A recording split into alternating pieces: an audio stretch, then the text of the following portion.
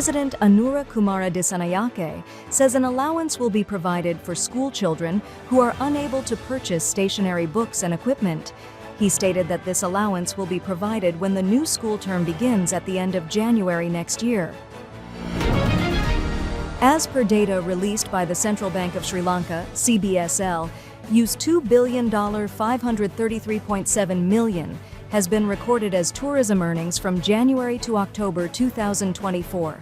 This marks a significant 59% increase compared to the same period in 2023, where $1 billion 593.4 million was recorded as tourism revenue. The Department of Motor Traffic, DMT, says that the courts have temporarily suspended over 3,000 driving licenses during the time elapsed this year, 2024.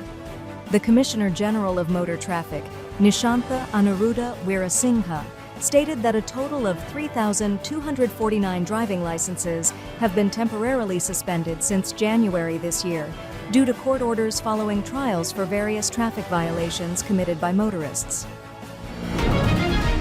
The Ministry of Education, MOE, has announced that all schools across the island will remain closed on November 13th and 14th due to the 2024 general election.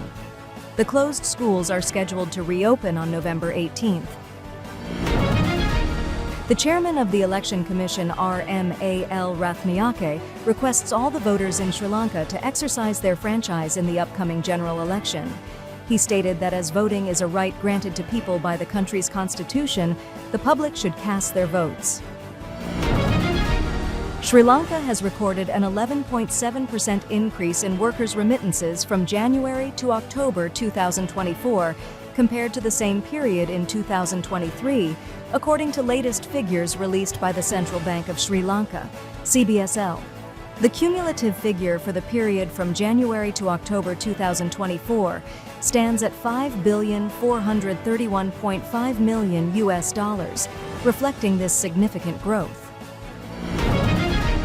Former President Ranil Wickremesinghe says despite the International Monetary Fund, IMF, having projected Sri Lanka's growth to be moderate in 2024 to 2025 at around 3%, it was at 4.4% at present. Speaking at a public event, the former president said that Sri Lanka's growth has the potential to reach 5% next year. Sri Lanka police says it has so far received 340 complaints related to the upcoming parliamentary election. Police media spokesperson D. Nihal Thaldua stated that a total of 364 individuals, including 11 candidates and 356 supporters, have been arrested for election law violations. The Ministry of Education has issued a circular for school principals and relevant education authorities to oversee and minimize the adverse effects of school social media groups introduced following the COVID-19 pandemic.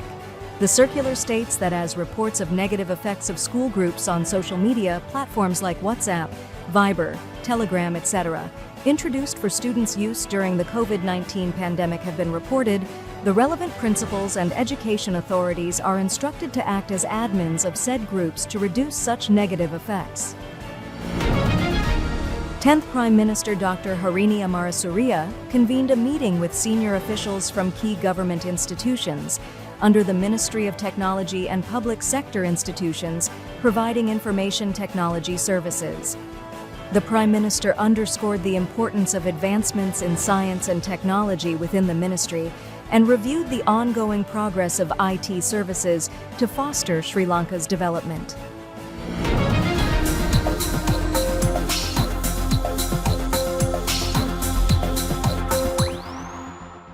We lead the web news.